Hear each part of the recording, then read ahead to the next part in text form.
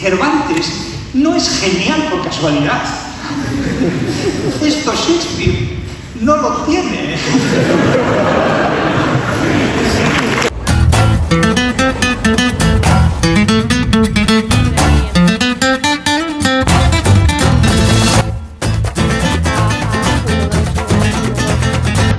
Hoy no es un día cualquiera, porque muchas veces hablamos de política, de economía, de empresa, de actualidad, pero desde la comodidad de nuestra casa o desde la información que cogemos en redes sociales. Pero pocas veces nos movemos a los sitios en donde esas conversaciones se dan. Así que hoy he decidido llevaros conmigo durante todo el día a esos sitios donde la opinión, los valores y la información se forjan y se dan. Serán dos espacios muy distintos, con un público muy diferente, para escuchar qué se dice cuando sales de internet. Hoy estamos en la Facultad de Derecho de la Universidad Complutense de Madrid y vamos a asistir a una ponencia que organiza la Asociación Europea de Estudiantes de Abogados, ELSA, con un ponente de alta categoría, que a mí personalmente, que yo he visto en internet, pues además me hace mucho gracia, de verdad descubrir. Después acudiremos a unas jornadas de empresa y inversión, en donde veremos a Manuel Pinto. Ahora vamos a escuchar una ponencia de Jesús Maestro. Pasa gente. Que va a hablar sobre derecho, comercio y libertad en Cervantes y Vargas Llosa. Me interesa mucho ver el tipo de público que asiste y ver qué ambiente se respira. Así que vamos dentro porque además llegamos tarde.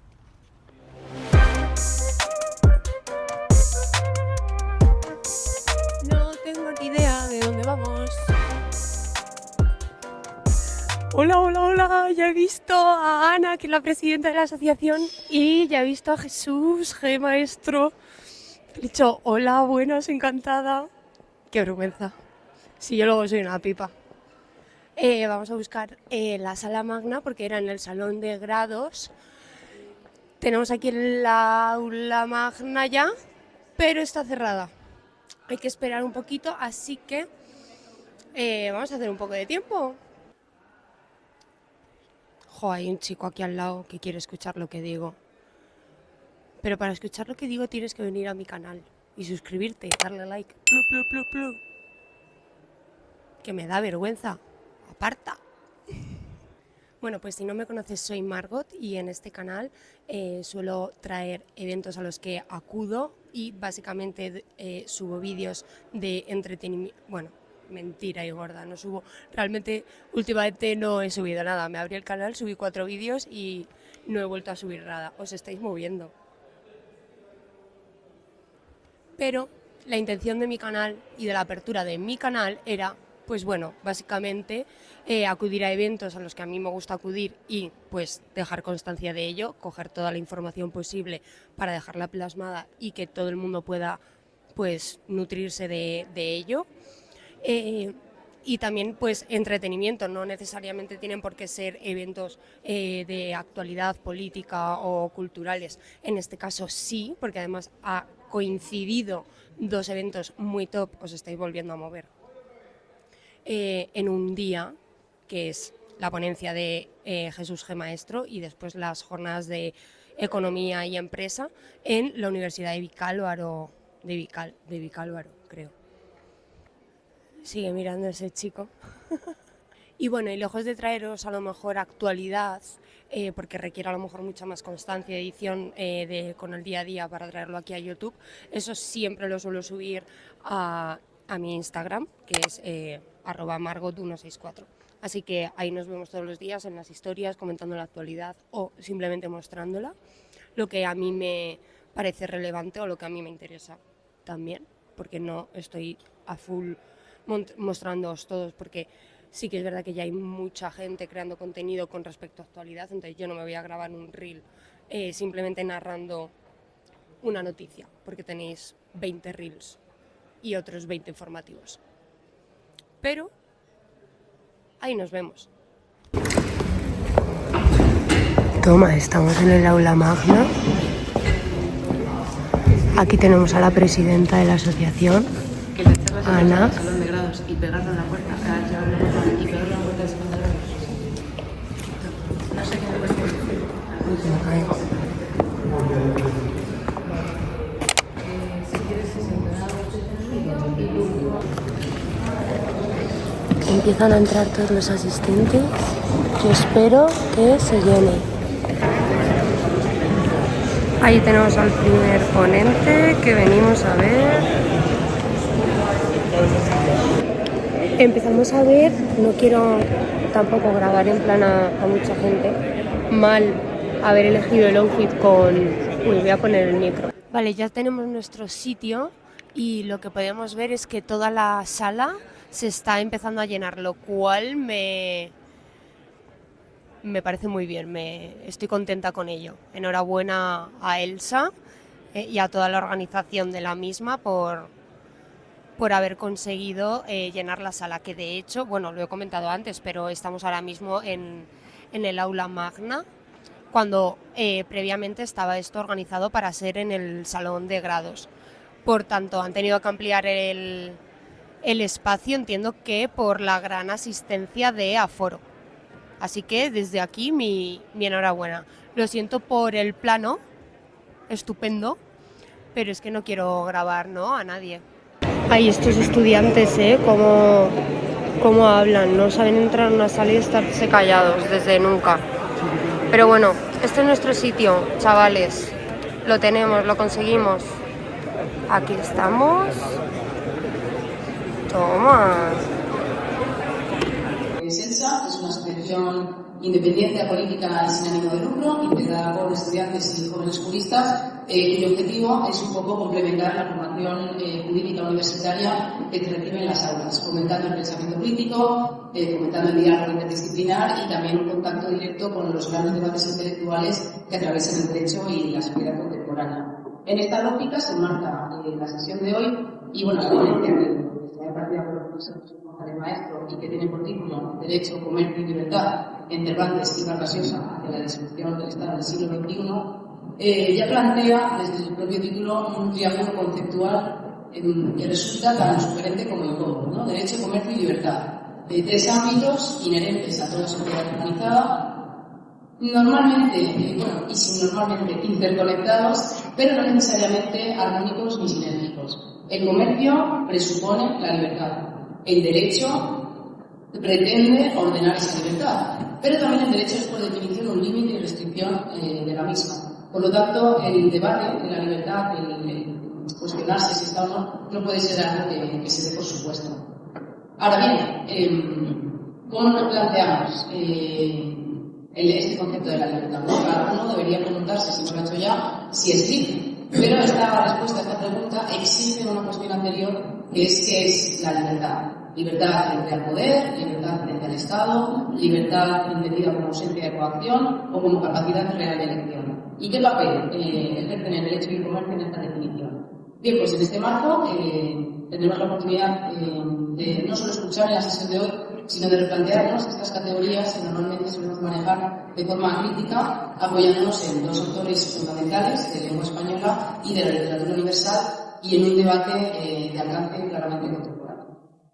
Muchas gracias. Quiero expresar mi más sincero agradecimiento a todos ustedes por su presencia aquí y, por supuesto, a la Universidad Complutense de Madrid por acogerme una vez más en sus espacios académicos. El Estado, Iglesia y comercio tiene un poder que se manifiesta a lo largo de la historia de manera muy cambiante, muy mutante, y hoy vivimos en ese tercer estadio donde el mercado tiene más poder incluso que los estados. Hay determinadas empresas que manejan un Producto Interior Bruto, por así decirlo, superior al que puede manejar un estado.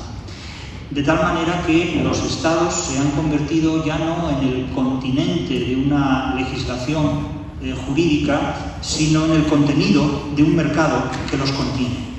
Y por supuesto, cuando el mercado puede imponer una legislación jurídica más potente que la de los estados, el derecho mercantil elaborado por el mercado es más potente que el derecho civil o que otras formas del derecho fundamentados en un estado.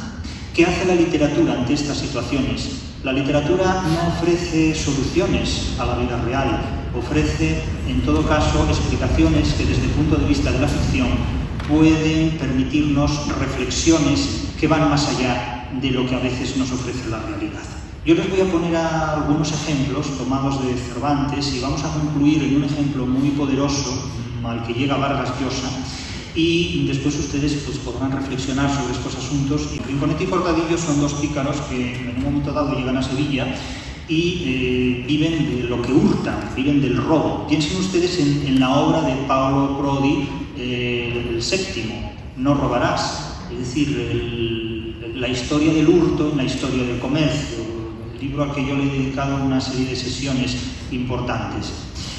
Lidio. Y estos dos pícaros, Rincón y Cortado, en un momento dado roban en Sevilla a un individuo una bolsa con dineros. Y son interceptados por uno de los ladrones que gestionan el monopolio de robos y hurtos en la ciudad de Sevilla. Entonces, como este ladrón adscrito a una cofradía, es decir, nombre de institución religiosa, que gestiona los hurtos, pues dice que estos dos tienen capacidad de robo, los vamos a fichar para nuestra congregación y de esta manera vamos incrementando los recursos humanos de nuestra actividad empresarial, que es ilícita pero funciona, mueve mucho dinero. Y efectivamente los fichan y les dicen, bueno, pues yo les voy a presentar a nuestro jefe, que se llama, bueno, jefe no dicen, ¿no?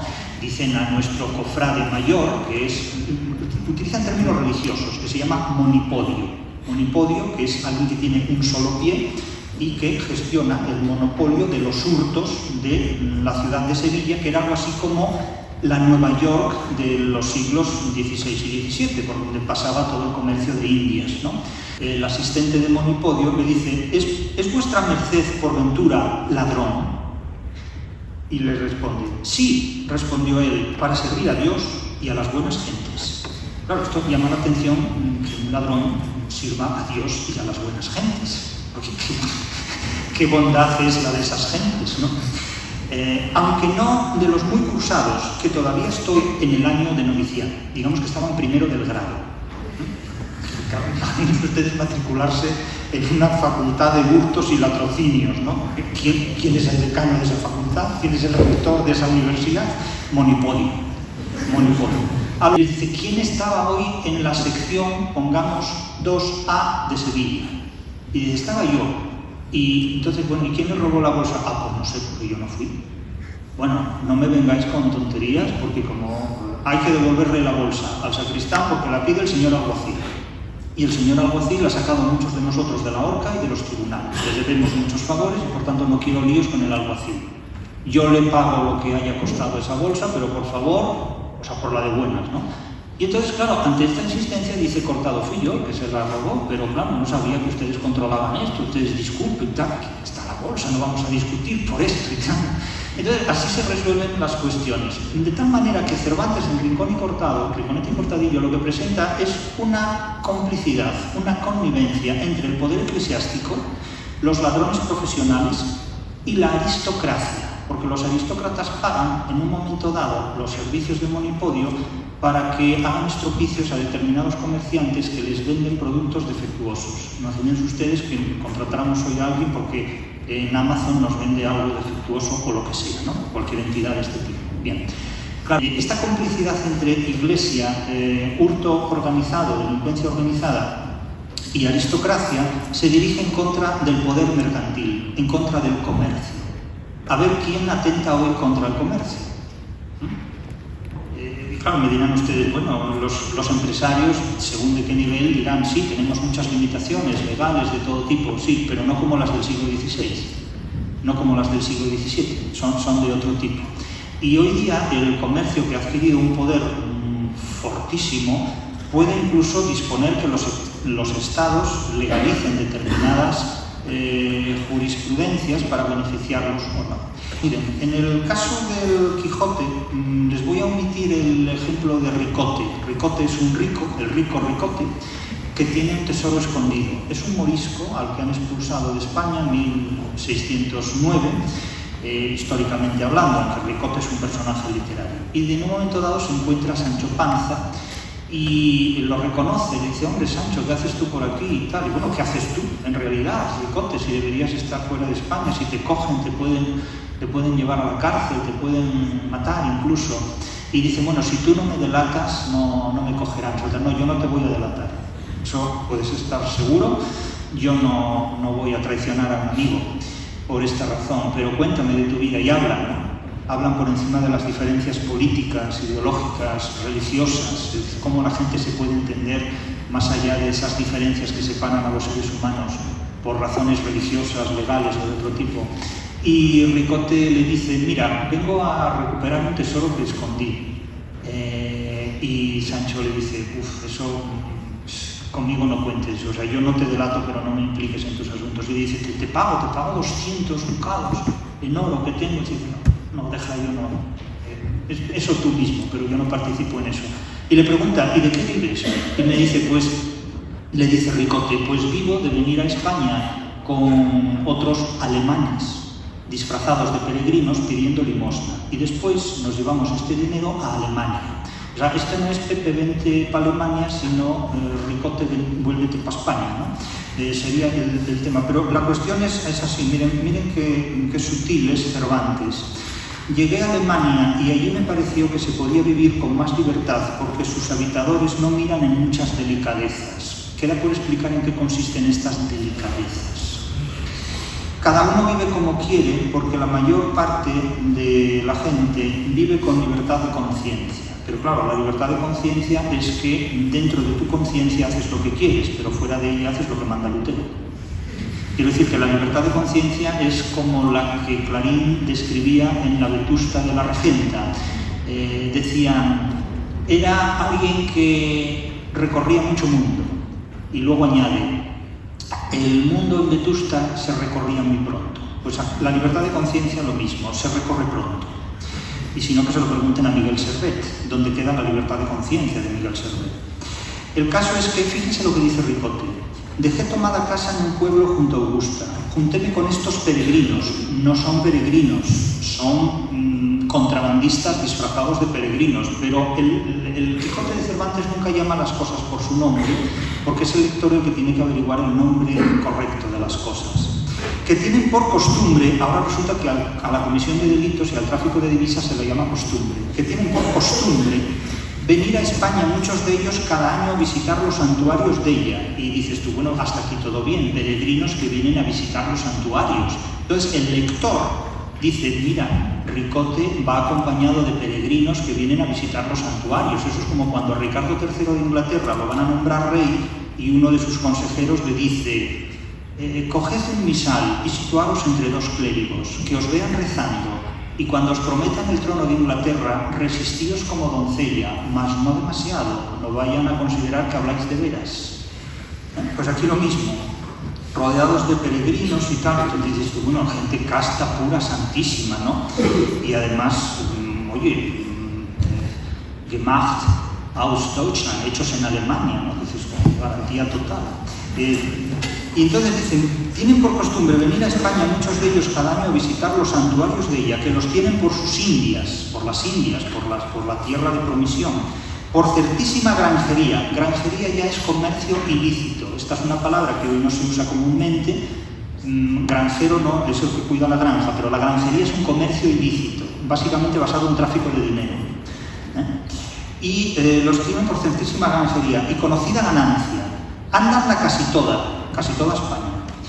No hay pueblo ninguno donde no salgan comidos y bebidos, como suele decirse, y con un real, por lo menos en dineros, y al cabo de su viaje, salen con más de 100 escudos de sobra, o sea, aparte de sobra 100 escudos, que trocados en oro, o ya en el hueco de los bordones, o entre los remiendos de las esclavinas, o con la industria que ellos pueden, los sacan del reino de España y los pasan a sus tierras, en Alemania, a pesar de las guardas de los puestos y de los puertos donde se registran. Esto se llama contrabando, literalmente. Con todo respeto, mis colegas de filología, cuando explican este pasaje, se quedan llorando con Ricote, el destierro de Ricote. Pero es que parece que se pierden de vista la sustancia de lo que Cervantes dice. Este señor es un contrabandista. y vive del tráfico de divisas. Cuestión que no mencionó Escotado en la historia de los enemigos del comercio. Si Alemania era tan rica en el siglo XVII, ¿por qué venían a España a traficar con el dinero que había en la península? Es una pregunta que a mí me gustaría que hiciera un historiador de la economía del siglo XVII. Ni Paulo Prodi responde a esta cuestión en su libro, ni tampoco Escotado. Pero a veces la lectura de la literatura es interesante. La literatura siempre ayuda.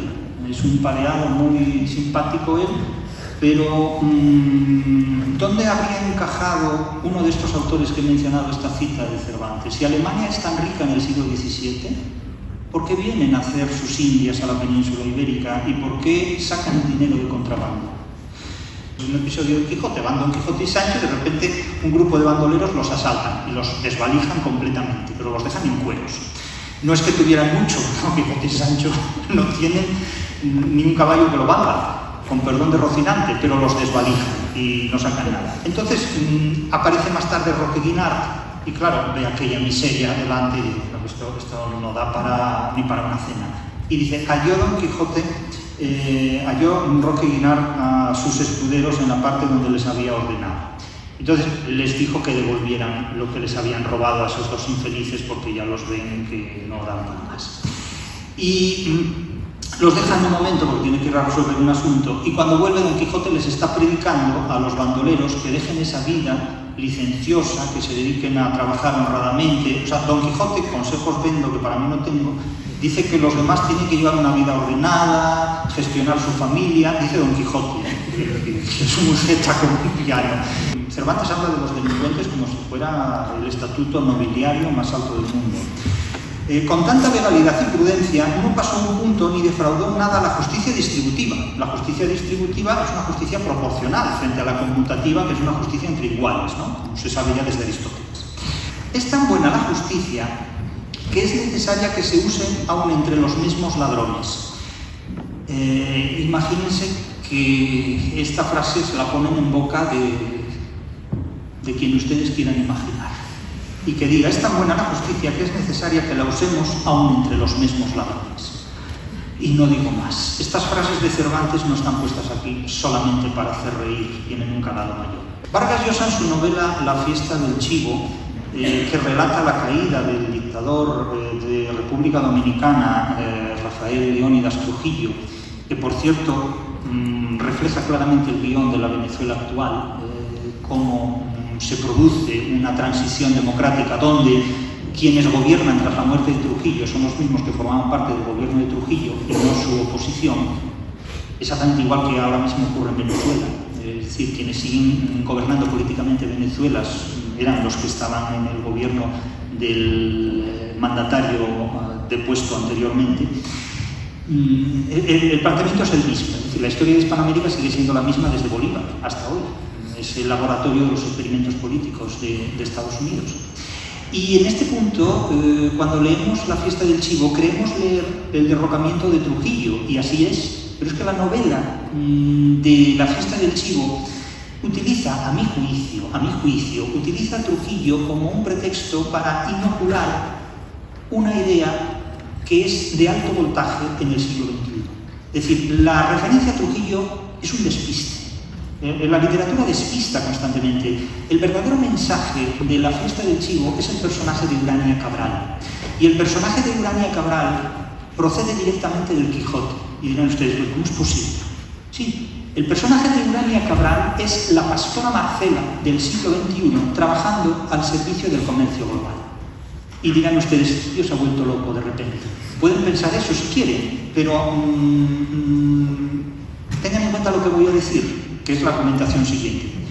Si ustedes ven el capítulo 14 de la primera parte del Quijote, se van a encontrar allí con la pastora Marcela, que es uno de los personajes más fascinantes del Quijote, más fascinantes de todo el Quijote, porque la pastora Marcela representa el wokismo. Ustedes se ríen, pero es que es así. Fíjense lo que dice la pastora Marcela y después díganme ustedes si esto no es wokismo. Yo nací libre, y para poder vivir libre, escogí la soledad de los campos. Los árboles de estas montañas son mi compañía. Las claras aguas de estos arroyos, mis espejos. Con los árboles y con las aves comunico mis pensamientos y hermosura. El cielo aún hasta ahora no ha querido que yo ame por destino, y el pensar que tengo de amar por elección es excusado. Es decir, no quiero amor ni de los hombres, no quiero saber nada con hombres, ni quiero amor de Dios, no quiero saber nada con monjas en un convento. Prefiere las cabras y las ovejas.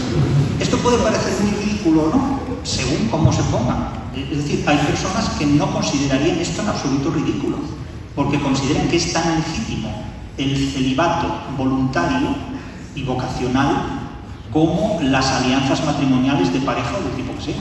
Es decir, en este punto hay razones para lo uno y para lo otro, y cada uno tiene las suyas. ¿Quién es realmente la pastora Marcela? Si yo conservo, dice la pastora Marcela, mi limpieza, es decir, mi virginidad, mi pureza, porque yo no me acuesto en la cama con ningún hombre, a ver si voy yo a tener relación ahora con algún hombre, va a decir la pastora Marcela, o con alguna mujer en un convento, en la línea de Sor Juana Inés de la Cruz, por ejemplo, si yo conservo mi limpieza con la compañía de los árboles, ¿por qué ha de querer que la pierda el que quiere que la tenga con los hombres? Claro, ella dice, ¿por qué tengo que ir yo con un tío si no quiero ir con un tío? Y tiene razón. Claro, ¿por qué tiene que ir a ver un partido de fútbol si no le gusta el fútbol? ¿Comprenden lo que les quiero decir? Hay una cosa que se llama el ser anafrodítica y es tan legítimo como no serlo. O sea, sinceramente. Claro, si a alguien no le gusta la sopa de ajo, ¿por qué tiene que comer sopa de ajo? Como dicen en Galicia, os fillos do señor cura chaman o pai señor tío. Los hijos del señor cura llaman al padre señor tío. Esto no lo dice el Quijote, esto lo dice una copla gallega.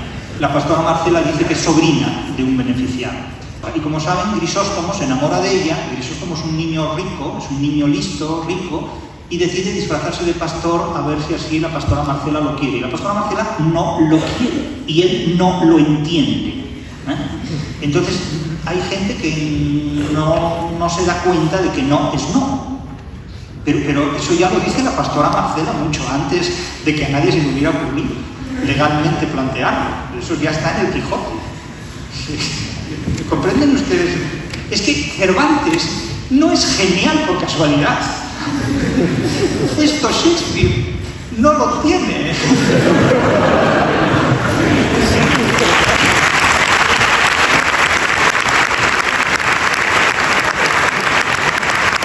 Lo que la ley le debe a Cervantes es mucho.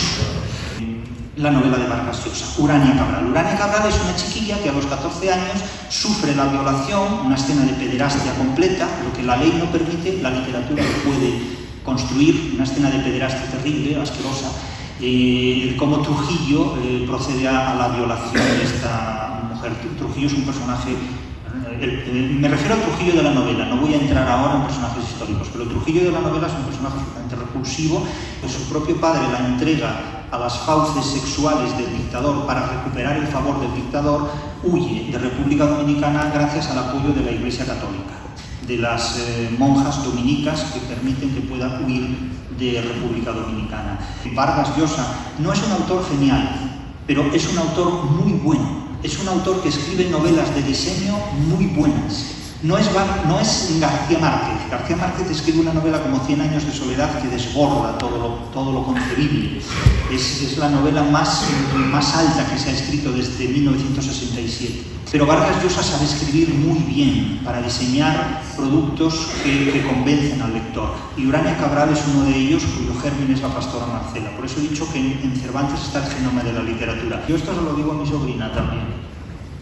Mi sobrina tiene 20 años, forma parte de esa generación cervantina y se lo digo para que lo sepa, por si no lo sabe, que yo creo que ya lo sabe, sin que yo se lo diga. Pero fíjense el ideario de la empresa. Estas son mis primeras vacaciones en muchos años. No me gustan las vacaciones. Aquí, de niña, en República Dominicana, me gustaban, pero ya no. Es decir, las vacaciones es una cosa infantil, es una cosa neoténica. El adulto no tiene vacaciones, el profesional no tiene vacaciones, ese es el mensaje que transmite. Y ya no quiero alargarles más porque el tema hoy día fundamental es este. El mercado básicamente quiere gente soltera, quiere gente que no tenga alianzas. ni alianzas matrimoniales, maritales, ni hijos, ni tampoco vínculos con los padres. De hecho, Urania Cabral ha roto completamente con su familia, con su padre. Su madre murió ya cuando ella era pequeña, no tiene hijos, no tiene marido, es decir, es una pastora Marcela contratada para producir, no para generar, digamos, una vida ociosa en el monte con las cámaras, sino que el comercio global ha sabido seducir a personas que, descontentas con el sistema, por la razón que sea, se sienten seguras y se sienten cómodas trabajando para ese mercado global. Advierto que esto es tan legítimo como lo contrario, y si alguien está de acuerdo con esta opción de vida, puede disfrutar de ella, y si alguien no está de acuerdo, que se pregunte por qué este tipo de vida funciona y convence más que otra. Porque claro, resulta muy fácil oponerse a algo que a uno no le gusta, pero también la pastora Marcela tiene sus razones, que a lo mejor uno no comprende, pero que a la pastora Marcela le son suficientes para llevar a cabo su vida. Entonces, cuando a veces estamos en contra de una determinada posición o en contra de un determinado punto de vista, también haríamos bien en preguntarnos cuáles son las razones de esas personas que les conducen a adoptar ese comportamiento. Porque sí es cierto que en el siglo XXI vivimos rodeados de un sistema publicitario que nos incita al celibato, a no tener alianzas de ningún tipo. Eso, por supuesto, genera un prototipo de ser humano muy vulnerable a circunstancias, porque si uno forma parte de una familia tiene una estructura en la cual puede verse protegido.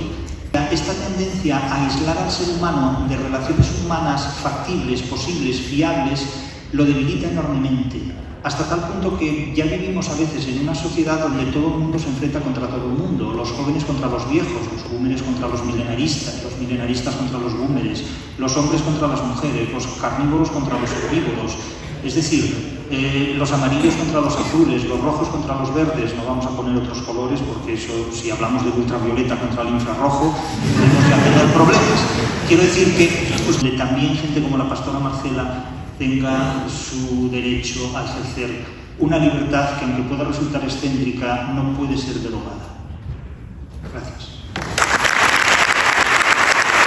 Si alguien quiere alguna pregunta sobre el tema que se ha tratado el profesor, pues puede hacerlo. Gracias a las personas que organizaron este evento. Yo quisiera saber en qué momento considera usted que España empieza a ceder ante las ideas de la anglosfera, hasta el punto de olvidar que la obra cumbre de la literatura universal se escribió aquí, y si ese conocimiento se puede reencauzar materialmente, no idealmente, y si usted cree que eso es posible o que ya el poder del mercado es tan fuerte que no permitiría que eso suceda. Bueno, del futuro nada está excluido, indudablemente, y los recursos humanos de Hispanoamérica y de España son muy grandes y muy fuertes, pero les ocurre lo mismo que al arpa de Becker, que está esperando que un instrumentista la haga sonar. España es un país que en el siglo de oro llevó la literatura al más alto estado que la historia ha conocido jamás, y el Quijote no por casualidad surge en el siglo XVII. Pero en el siglo XVIII irrumpe la Ilustración, y la Ilustración monopoliza la idea de razón, de una manera absolutamente exagerada y distorsionante, porque en el siglo XVIII se habla de la razón ilustrada como si no hubiera más razón que la ilustrada. Y claro, como yo he preguntado en numerosas ocasiones a la gente que habla en estos términos de la razón, yo les he preguntado, ¿y acaso Cervantes no razonaba? ¿Acaso Góngora y Quevedo no razonaban? ¿Acaso la Escuela de Salamanca no razonaba? Para juzgar, como he dicho al comienzo de la intervención, a los nazis de Nuremberg hubo que acudir a la filosofía natural, al derecho natural de la Escuela de Salamanca. Antes del siglo XVIII hay un racionalismo muy poderoso que no se puede minusvalorar. Sí es cierto que desde el siglo XVIII en adelante el mundo anglosajón toma hegemónicamente el control del planeta y ha impuesto una visión protestantizada de las relaciones humanas. Ese enfoque protestante de las relaciones humanas, que hoy está vigente, está muy publicitado, es el que domina nuestro mundo y nuestra vida. Pero es un enfoque que conduce en muchos aspectos al nihilismo, porque la gente tiene una vida tan llena de cosas que está completamente vacía, valga la paradoja, y eso genera pues muchos problemas psicológicos, muchas patologías, muchas enfermedades mentales. de tal modo que si por un lado se han conseguido grandes logros desde el punto de vista de algunas aportaciones del mundo anglosajón, desde otro punto de vista, una sociedad que promueve para el pueblo la eutanasia y para determinados mandatarios la búsqueda de la inmortalidad, debería hacernos pensar que hay algo que es un poco desigual, ¿no? No se puede condenar la elección libre de la eutanasia, pero a mí a veces me resulta sospechoso que determinados líderes mundiales busquen la inmortalidad y simultáneamente se ofrezca la eutanasia al pueblo como una forma de ejercer la libertad. Bueno, creo que a lo mejor la explicación es un poco más complicada que todo eso. Respecto al futuro, sé decir que lo que puedo decir es que del futuro nada está excluido. Ahora bien, para encontrar una alternativa a este nihilismo en el que estamos ahora sumidos y sometidos, es necesario el desarrollo de un pensamiento, si no propio, si no original, al menos alternativo. Y en este momento yo no veo un pensamiento alternativo. El pensamiento de nuestras élites intelectuales es un pensamiento que repite desde el siglo XVIII las mismas ideas. Nuestros intelectuales se educan conforme a la mentalidad de la anglosfera. Ortega sigue pensando en alemán, pese a tener delante de sí dos monstruosas guerras mundiales propiciadas por un país que no comprendió el Quijote, porque si lo hubiera comprendido no habría incurrido en esas guerras. Muchos de nuestros intelectuales siguen pensando que deberíamos haber perdido la guerra de la independencia y que nos hemos equivocado de Dios, como si Dios fuera una lección por la cual pasara nuestro futuro, cuando ignoran que en el fragmento 125 de la Gaia Ciencia el Dios elegido se le muere a Nietzsche en las manos, precisamente. Entonces, claro, yo creo que nuestros intelectuales no tienen un pensamiento original, no tienen un pensamiento propio, y el público tampoco se lo exige. Cuando tengamos un público que tenga capacidad de exigencia de un pensamiento original a nuestros intelectuales, tal vez estos o se retiren o desarrollen un pensamiento intelectual original si son capaces de hacerlo. Pero también es nuestra responsabilidad decir, usted no tiene ideas originales.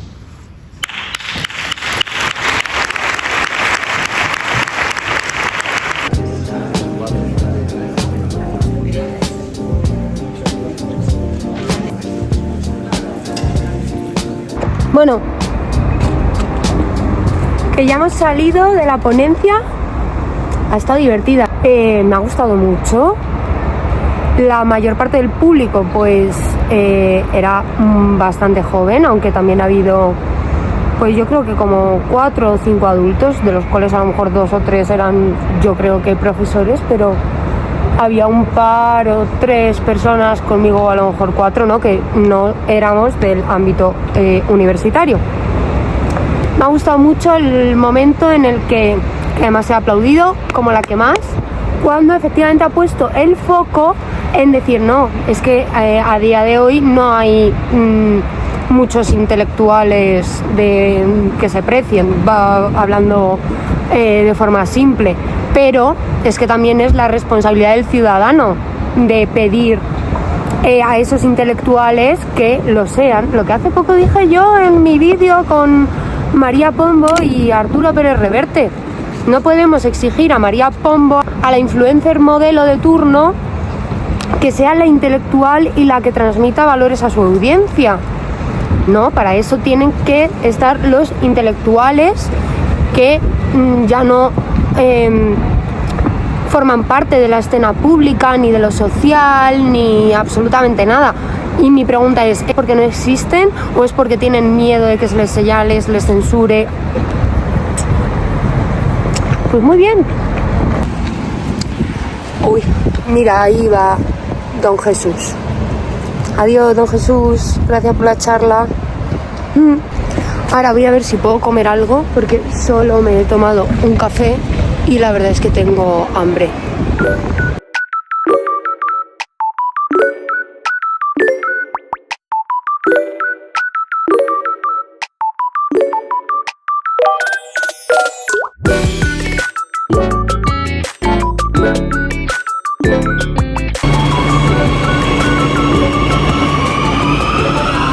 Vamos de camino al Cálvaro. a la siguiente ponencia de Marcos de Quinto.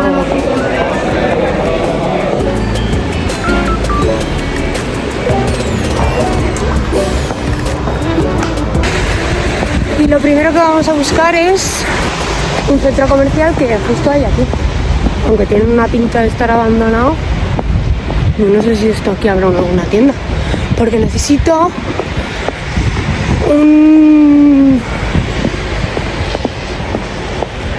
un bar para tomarme un café. Y bueno, Universidad de Juan Carlos pone ahí, pero la puerta a ver ahora dónde está. Claro.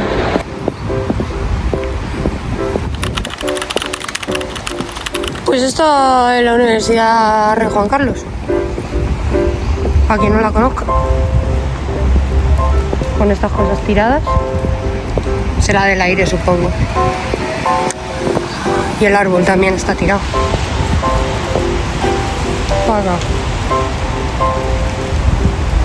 Ahí vamos. O permite el derecho de los demás. Porque si tú tienes derecho a un bono de transporte, quiere decir que otra persona tendrá de su propiedad privada que poner dinero para que tengáis el transporte gratis, o tendrá que cualquier otro derecho que no son los tres fundamentales presuponen que le quitas un derecho a otro, y es una transferencia de renta.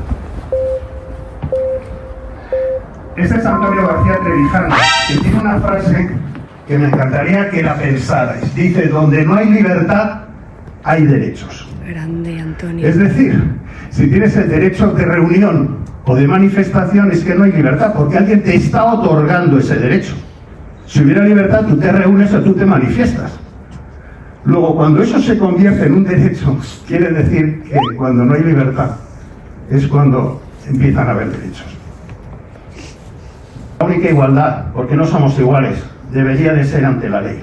Lo importante es el progreso, aunque sea asimétrico, porque eso es lo que hace avanzar las sociedades.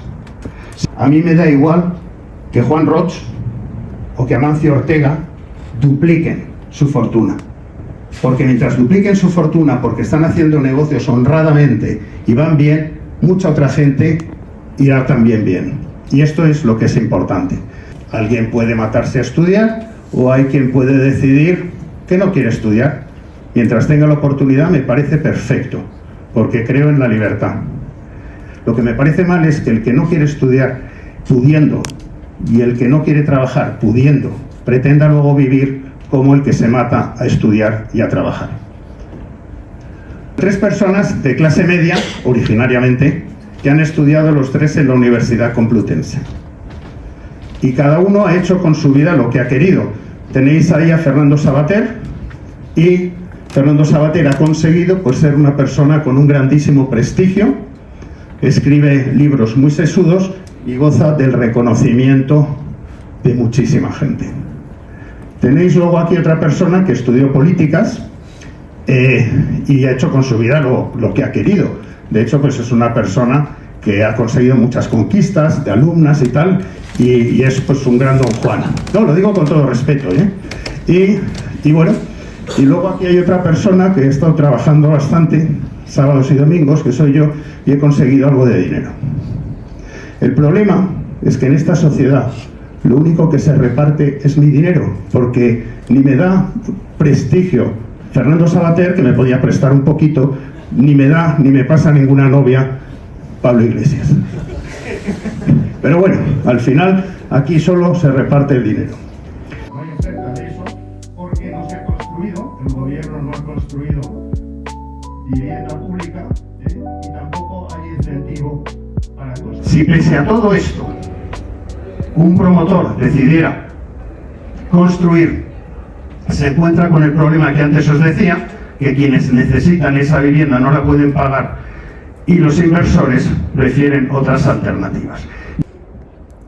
Oye, ¿cómo es esto? Que ella sabe lo primero de lo que habla el señor Antonio García Trevijano. Independientemente es que de la vivienda pública, aunque lógicamente a cada uno le gustaría tener un piso de 8 millones en el centro de Madrid, pero esos son numéricamente nada.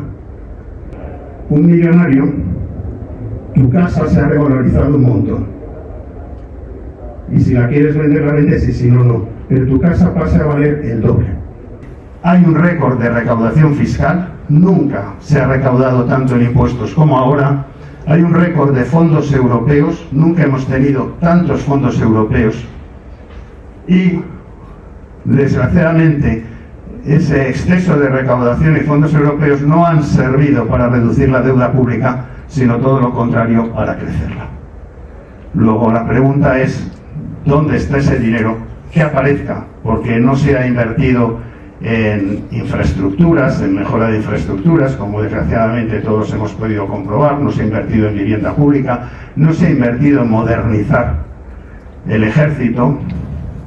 La situación es que vete a saber dónde está. Yo creo en una Europa unida de países soberanos, pero la Unión Europea lo único que nos está haciendo es destruirnos como país y como unión. La Unión Europea no nos quiere. Como es una unión de países soberanos en la Unión Europea. Moralmente superiores.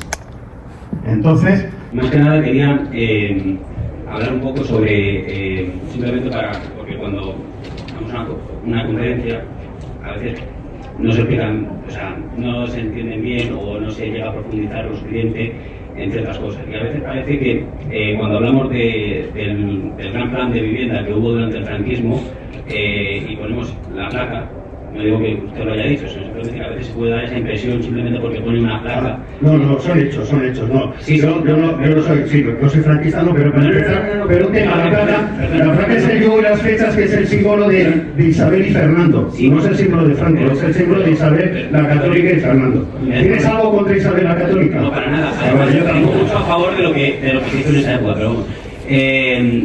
Simplemente lo que quería decir que parece que es algo público, que hizo el Estado. Y no es así. Lo que hubo fue una gran liberalización del mercado de la vivienda llevada a cabo por el ministro de Vivienda, que era José Luis Arrese, que quería un país de propietarios y no de proletarios. Lo que sí previamente pasó es que hubo un gran problema con el chabonismo, precisamente porque fue en los primeros años del franquismo el sector público el que intentó ser el que construyera la vivienda. Entonces, muchas veces, como luego Arrese hizo el Ministerio de Vivienda y digamos que organizó, evidentemente no era anarcocapitalismo, sino que simplemente era pues una gran liberalización del mercado. Entonces, y por cierto, por una de las razones por las que somos un país de propietarios es porque... No era una gran liberalización porque eran de alquiler. Fueron posteriormente, eran de alquiler. Banús hizo, yo que sé, el barrio de la Concepción y tal. Y los alquileres eran alquileres asequibles. O sea, fue una política intervencionista, no se puede decir que tuviera una política liberal, pero sí se construyó con la ayuda del privado. Y era gente, ya te digo, como Banús, que fue uno de los grandes constructores que hicieron todo. O sea, simplemente, me ha encantado la conferencia y siempre estoy de acuerdo con usted. Y me gusta mucho escucharle, pero... el alquiler era el que estaba topado con una ley con la que quiere poner Podemos de precios máximos, donde la llamada ley de renta antigua, ¿no? Y por la razón por la que somos un país de propietarios es porque lo único que podían hacer en ese momento nuestros abuelos era comprarse una casa, porque el alquiler estaba tan topado que era imposible alquilar una vivienda. No. Sí, no, pero es que te lo digo porque lo conozco muy bien. Eran alquileres que se hicieron asequibles para la gente y posteriormente, al cabo de 15, 20 años, tenían una opción de compra a precios baratísimos. Pero entre tanto, pertenecían a las cajas de ahorros y montes de piedad, que entonces se llamaban así, con los alquileres simbólicos. Y posteriormente ya las adquirieron porque tenían un derecho preferente los que llevaban ya de alquiler bastante tiempo. Pero bueno, creía que podemos tener una conversación. Gracias. Mira, ves aquí los libros de Esmeralda, que va a hacer la ponencia luego. Tenemos clara la tesis de inversión, pues eso nos permite comprar barato. Yo os digo que me he tirado un mes sin poder comprar absolutamente nada relacionado con los metales, porque las subidas eran muy parabólicas y cuando gestionas una cartera de 100 millones de euros de clientes, pues oye, está muy bien tu tesis del oro y tal, pero no me compres en un máximo, porque luego el cliente te va a pedir explicaciones el 31 de diciembre. Bueno, dicho esto, lo primero es inflación e inversión en metales. Yo creo que están íntimamente relacionados. De hecho, la tesis de los metales es una tesis puramente filosófica. Yo diría una tesis que descansa en cómo crees que va a actuar o cómo crees que se va a coordinar el ser humano. Obviamente hablamos de instrumentos que no generan, o activos que no generan ningún tipo de rendimiento exógeno, porque la gran mayoría se piensa que la inflación es generada por un empresario que sube los yogures. Es que, partiendo de ahí, ya imaginaos lo fácil que es todo lo demás, o el grado de delincuencia al que nos van a someter, teniendo en cuenta que ni siquiera gente preparada sabe lo que es la inflación. Yo estoy seguro que os pregunto a 10 de aquí que me defináis la inflación, y estoy seguro de que me vais a dar casi todos definiciones que son más originales o que están más arraigadas a la realidad con respecto a lo que me diría cualquier persona en la calle, pero también estaríais un poco lejos de lo que, como yo la entiendo. ¿Alguien se atreve a decirme qué es la inflación o no? Ahí, por favor, ¿cómo te llamas? Sí, ¿cómo te llamas? Elena, dinos, ¿qué es la inflación? Pero ella ha dicho que la inflación es la pérdida del valor del dinero. Vale, pero ¿por qué pierde el valor del dinero? ¿Quién me sabe decir? Pero como dice nuestro maestro Huerta de Soto, al final es un fenómeno monetario. ¿Pero tú vas a clases de Huerta de Soto? No, pero veo sus vídeos. Entonces tú no puedes responder. O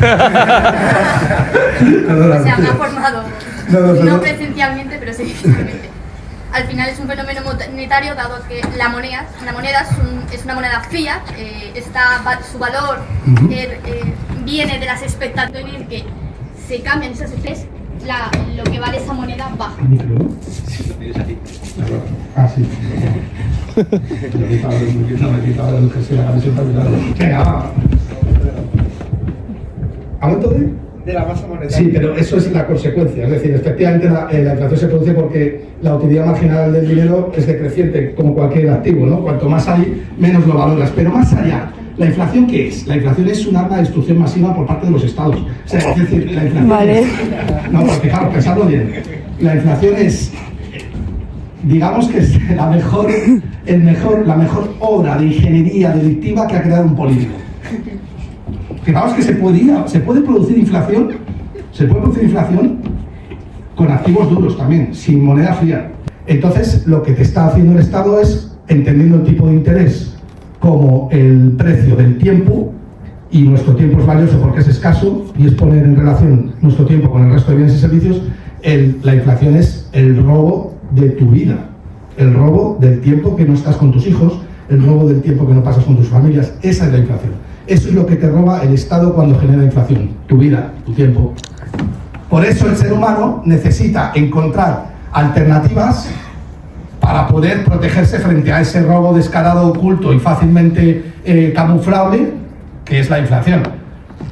Y sobre todo, como no hay educación financiera, y aún habiendo educación financiera, la inflación no se entiende así porque te digan, no, bueno, un aumento consistente de la oferta monetaria, ¿vale? ¿Y qué? No, es que es mucho peor que eso.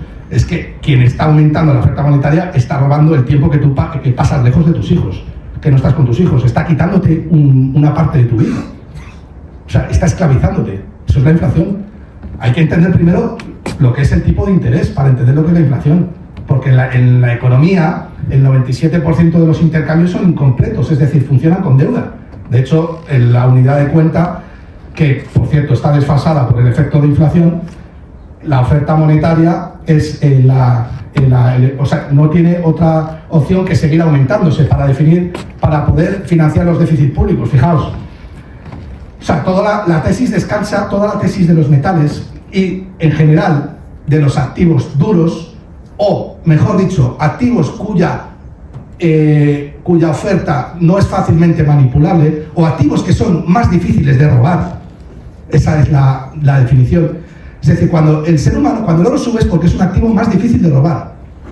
No sé, se puede robar también porque ha pasado, pero es más difícil. Cuando Bitcoin sube es porque es más difícil de robar. La volatilidad, que es lo que os acabo de decir, es la velocidad de los precios como consecuencia de que la tesis de inversión está en jaque por alguna parte del mercado. No significa que esa parte del mercado lleve razón, significa que está en jaque. lo que habíamos descubierto, o lo que yo entendía, es que no se podía dar una caída de un 40% de la plata en un día sin haber una orquesta perfectamente coordinada, ¿no? Y algunos me han llamado conspiranoico y tal, pero lo he estado deduciendo y claramente me lleva a ese punto, ¿no? Pero al margen de todo eso, la realidad es que, mucha gente se pregunta, ¿no? Si los metales, en un contexto de inflación como el actual, y no me refiero a la inflación que nos ha contado el Banco Central Europeo el otro día, ¿no? Cuando dice que 1,7% de inflación y todos los políticos celebrando que ya han corregido la inflación. No, yo esa inflación paso, ¿no? Es que ni la veo, ni la miro. Yo me refiero a la inflación que tú notas cuando te vas a desayunar y te gastas un billete de 10 euros en un zumo de naranja, un café y una tosta de jamón, y se te va el billete de 10 euros. Yo me refiero a la inflación de si te vas con tu novia un fin de semana al cine y te compras las palomitas que te valen ya 16 euros, aquí en Madrid, si te vas a Nueva York ni te cuento, 16 euros, la entrada a otros 16, la Coca-Cola y se te ha ido un billete de 50 euros. O sea, yo me refiero a la inflación como percepción de pérdida del respeto por ese billete. O sea, dices, esto me dura la mitad del tiempo de lo que me duraba antes. Esa es la inflación que hay que tener en cuenta, la que tú padeces. La que tú padeces como joven, que tienes un salario real que lleva estancado 20 años mientras la vivienda no para de subir un 15% anual como consecuencia de esa inflación que está en el mercado latente y que te dicen que no existe de momento, ¿no? Fijaos en una cosa. Aunque la lectura apareció hace unos 5.500 años, se dice pronto, 5.500 años, unos 3.500 antes de Cristo, lo que es la alfabetización generalizada apenas lleva un siglo entre nosotros. No tener educación financiera hoy te convierte en vulnerable, en dependiente y en manipulable. Y ya hemos visto el experimento que es muy fácil que nos manipulen. A mí también, a veces. El bienestar financiero es determinante en la salud mental. También llevo estudiándolo tiempo. Pero ningún sistema educativo, casi ninguno en el mundo, lo enseña en los colegios de forma obligatoria. Que sepan también que yo lo he intentado en 2 ocasiones, que me he ido al Congreso de los Diputados y he obtenido una negativa. ¿Por qué? Pero atentos a una trampa más del sistema moderno. Y seguramente la vivan muchos de ustedes, de vosotros. Tener ingresos ya no garantiza soberanía. España tiene un 10% de paro. Decía que iba a dar dosis de realidad. El 23% si miramos personas menores de 25 años. Los 12 mandamientos de la salud financiera son los siguientes. Mandamiento 1. Resguarda tu propiedad privada como un tesoro sagrado. Eventualmente te puedes encontrar entornos hostiles en los que esto, hago un guiño a mi querido Alfonso Bastos, puede que no esté garantizado. Mandamiento 2. Desconfía de la contribución oculta. Lo que viene de arriba pesa. Mandamiento 3. Cuidarás del consumo individual, pues este consumo tiene un precio. El 4. Abrazarás la cultura financiera como un aliado en tu viaje económico. El 5.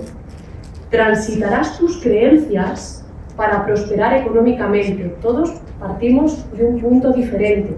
Nuestro punto de partida es diferente y nuestras creencias condicionan. Reconocerás la influencia de tu lugar de nacimiento en tu prosperidad financiera. Desarrollarás tu colchón social, cultivando y cuidando tus relaciones. Respetarás tu herencia genética y su impacto en tu potencial económico. Nutrirás tu educación financiera para forjar tu bienestar económico a lo largo de los tiempos. El 10º dice así: cultivarás tu autonomía y rechazarás la dependencia impuesta. No digo que no tengas que pedir ayuda, todos pedimos ayuda. Honrarás el arte del ahorro como puente hacia el futuro y el último, fomentarás la autodeterminación en tus decisiones financieras. Con esto termino, gracias, y si hay tiempo para alguna pregunta, pues la responderé encantada, o para el debate. Profesor de Fiscalidad, es cofundador de Space Fortuna y ha creado el Madrid Economic Forum y el Andorra Economic Forum, y además ha ayudado muchísimo a la asociación siempre y siempre está dispuesto.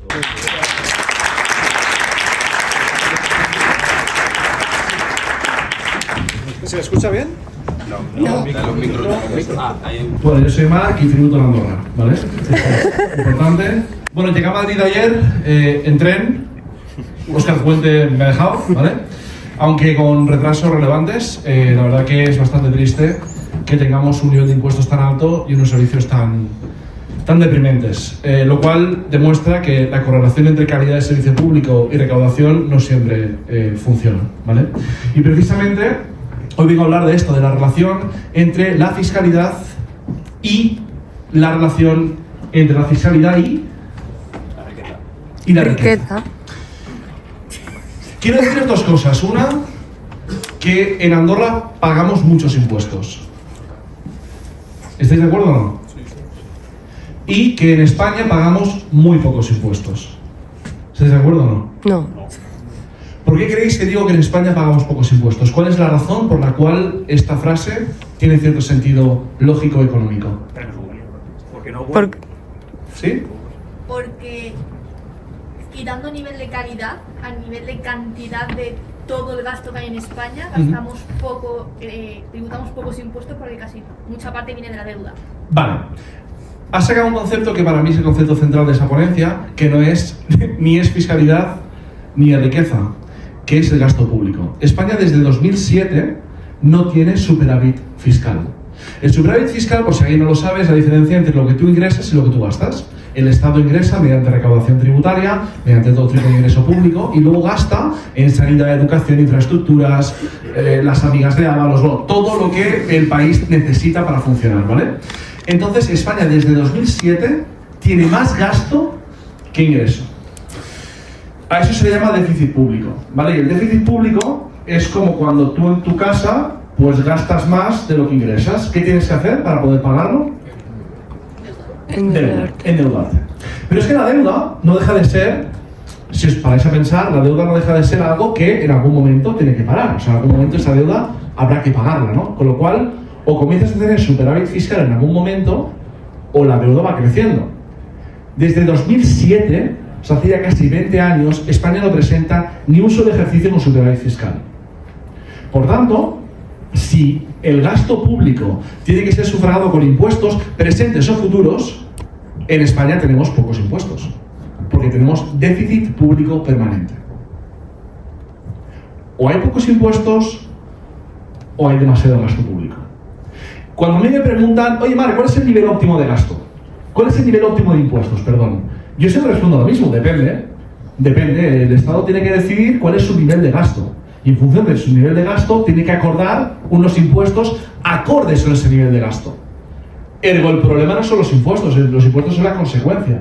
El problema esencial de España y las economías europeas es el gasto público.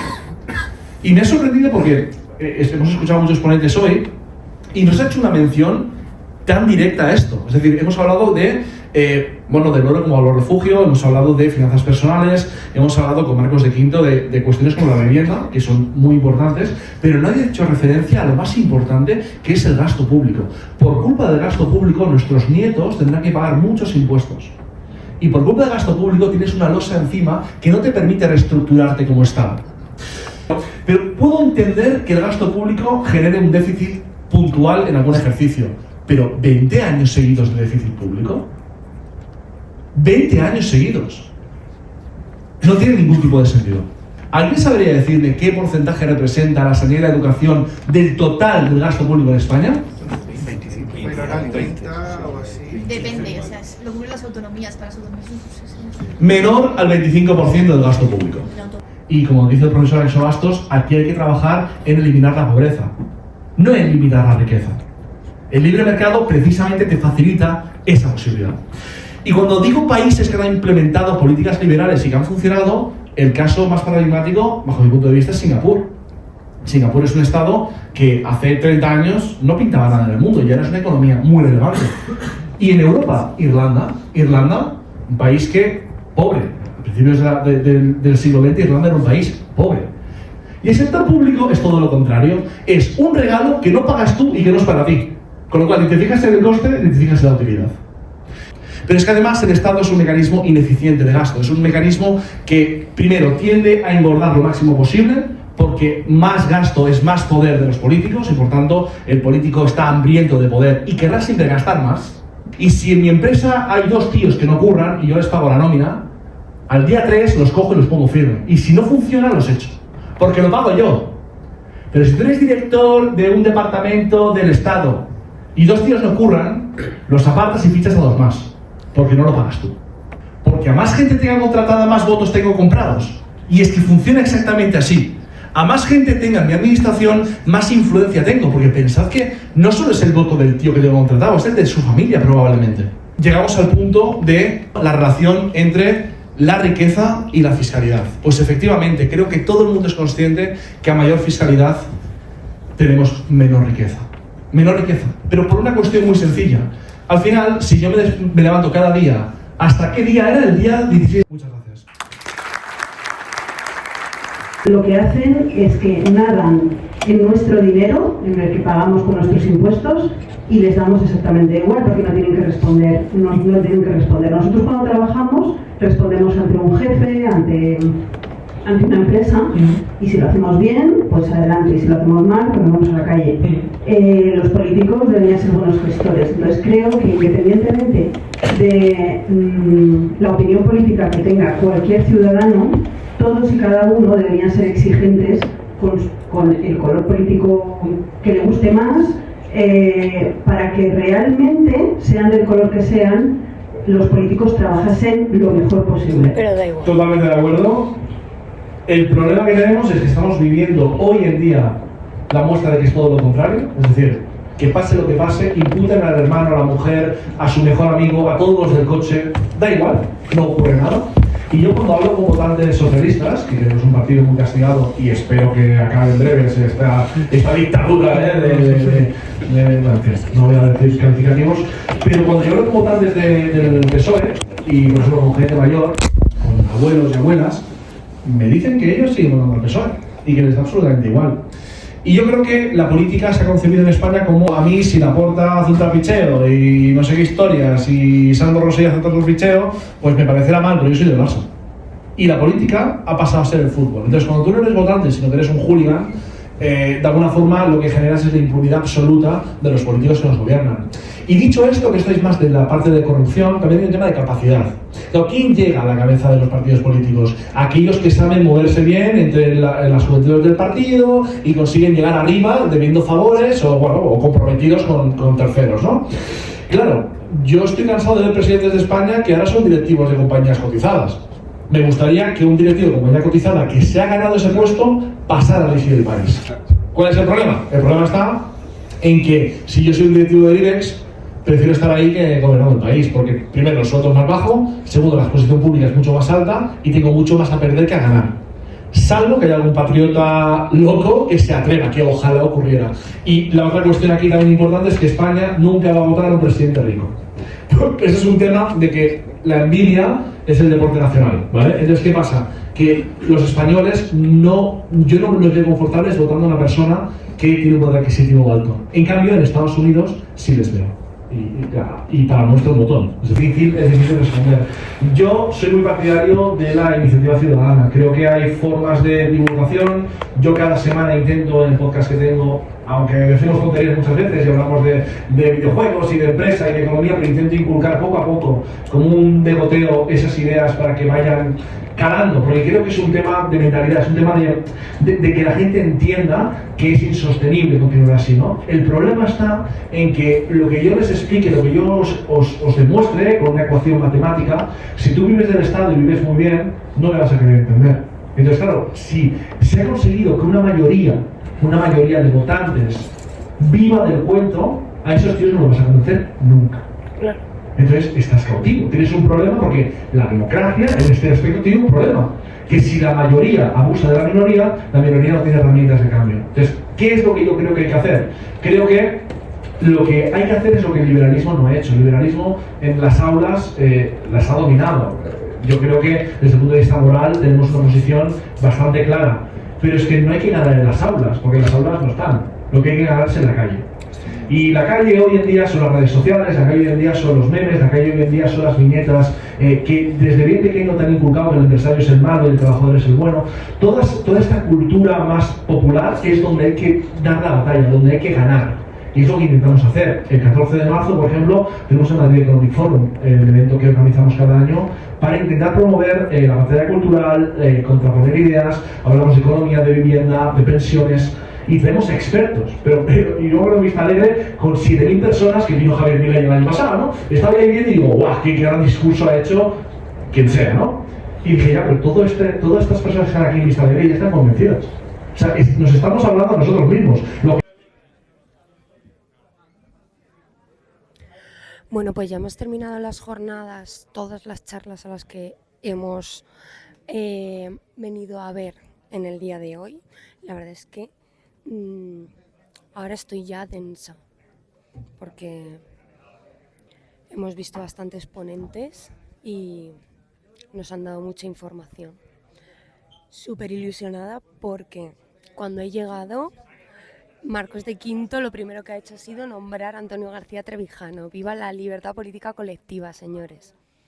Luego, me ha encantado la ponencia de este señor, que no sé cómo se llama, la verdad, pero el que ha hablado del oro, de las inversiones y demás. Ha sido súper gracioso y me ha gustado mucho, le buscaré. Esmeralda también me ha gustado bastante. He de decir que me gusta más en los pequeños reels que se hace ella de forma espontánea. Creo que lo hace con mucha más naturalidad, ¿no? Al final, bueno, sí que es verdad, obviamente, que al final esto es una presentación o una ponencia y obviamente pues va a ser más seria, pero bueno, me ha parecido, ¿no?, como más estructurado, más preparado, menos como dando menos pie a dar su propia opinión, cosa que, por ejemplo, a mí es lo que me ha gustado de ella en sus vídeos. Marc, muy bien, me ha encantado, claro, porque aprendo absolutamente. Y pues me voy a ir a casa directamente. Me he cogido esta gorra de la asociación esta que ha promovido, que ha organizado el evento, ALA, que dice Make Spain Free Again. Mira. Y también tengo más regalos, porque Elsa me ha regalado, o sea, Ana, de la asociación de Elsa, me ha regalado una agenda de Elsa, tiquiti y unos bolis. Un momento, a ver, que los voy a buscar. Más, pero me ha dado... Ay. Me ha dado 2 bolis y una agenda como esta de Elsa, todo chula. Así que dicho esto y con un bizcocho, pues hasta el siguiente vídeo a las 8.